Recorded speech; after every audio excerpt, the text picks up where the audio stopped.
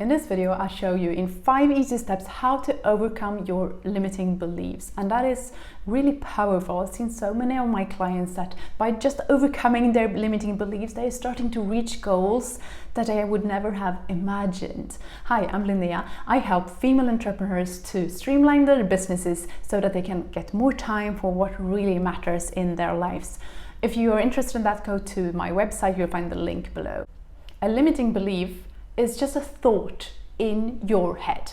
And it's a thought that you believe in. You believe that that thought is the absolute truth.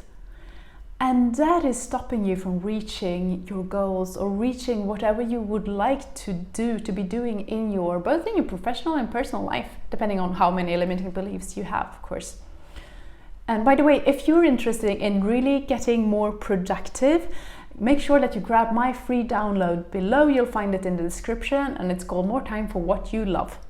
The first thing that I would like you to do to start overcoming your limiting beliefs is, of course, to identify them. So take a piece of paper and write down for one specific area of your life. So pick one specific area, and it could be your work life and how you organize yourself in your work life. And you start to write down everything that you believe, all the thoughts that you have about yourself for that specific area. So for me, it could be, I'm great at planning, I procrastinate too often, and I do too little work on my long-term vision.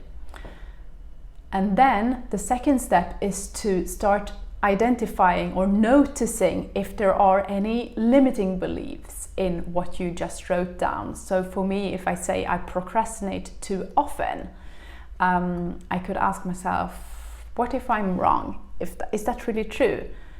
Am I procrastinating a lot?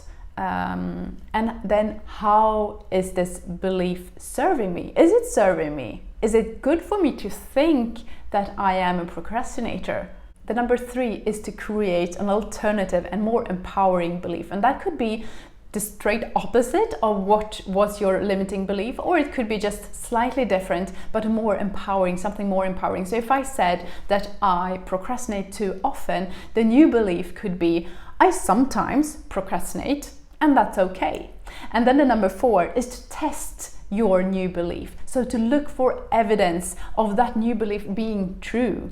So if I'm looking for evidence that I sometimes procrastinate and that's okay, it is true that I do procrastinate, especially for those super boring tasks like the admin tasks that I don't enjoy doing. I do procrastinate, but that's okay, that's human.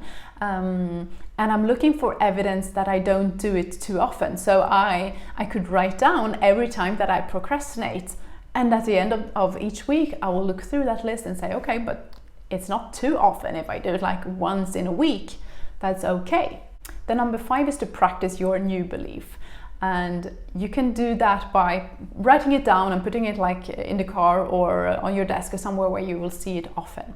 I'll also put a link to another video where I do it in a stepwise approach, because it's not always easy to jump from like I am a total disaster when it comes to planning to being I am great at planning. So sometimes it's useful to do it in a stepwise approach. Let me know in the comments below what limiting belief you have that you would like to overcome. If you haven't already subscribed to my channel, please do that and make sure that you turn on the notifications so that you get notified each time I publish a new video about how to become more productive in your small business and how to get more time for what really matters in your life. I send you lots of love. Have a wonderful day.